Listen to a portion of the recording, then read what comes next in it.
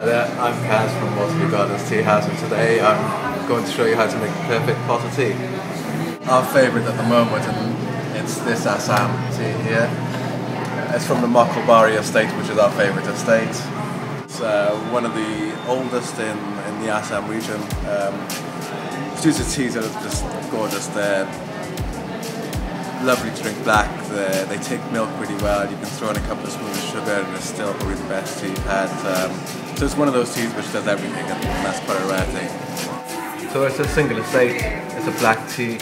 You'll see the lighter colour bits there, they're the tippy bits, and that's normally an indication of a good tea. I'll pop it into this dish by here so you can see. This is an English breakfast tea.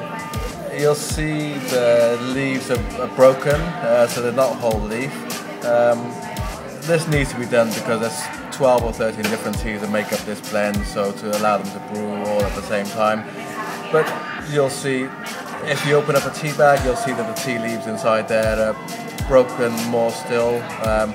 They're more like dust as opposed to leaves. This is the Assam tea, and this is the English breakfast tea. So you can see the difference between them. These are the pots that we use in the tea house. They're inspired by Japan, so you've got the Japanese teacup, which has no handles. This is because they brew their teas at about 60 degrees, so it never gets too hot to hold. That's what we serve the tea in. And you've got a teapot. There's a fine mesh infuser, so the tea will sit in that, and because it's fine mesh, nothing will seep through like you have with other infusers. And the amount you put in really is dependent on you. So the first time you brew it, it'll be a bit of an experiment, but then the second time you should get used to it. You can get rough guidelines from the people who you buy the tea from. So often they'll say 2 grams per 500 ml for 3 or 4 minutes to be brewed at 95 degrees. But some people like it strong, some people like it weak. So it's always good to experiment yourself and put a bit more in, put a bit less in. The water is the other ingredient, and that's ideally got to be filtered. So we use spring water. Mineral water is sometimes a bit too heavy, so spring water heated to the right temperature and freshly heated, so not something that's been hanging around or reboiled. We've got 2 boilers.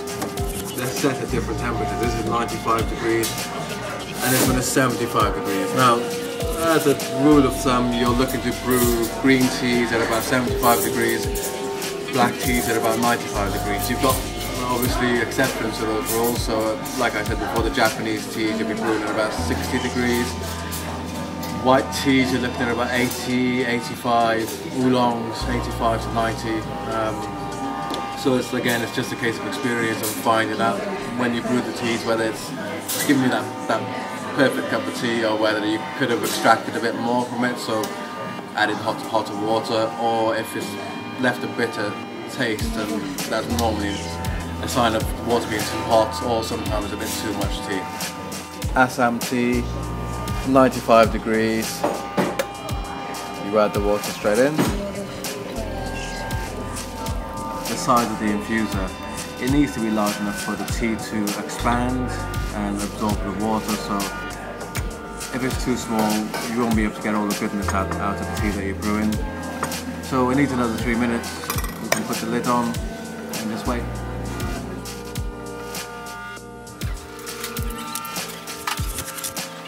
Okay, it's been 3.5 minutes and we're going to take the tea out now. So you lift the lid, you take the infuser out,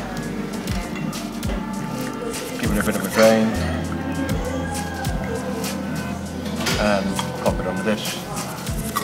I'd always pour the tea before you put the milk in, just because you never really know the strength of the tea. So if you put the milk in, you're pretty much stuck with that, but if you add the milk in afterwards, you can tailor it to however strong the tea came out.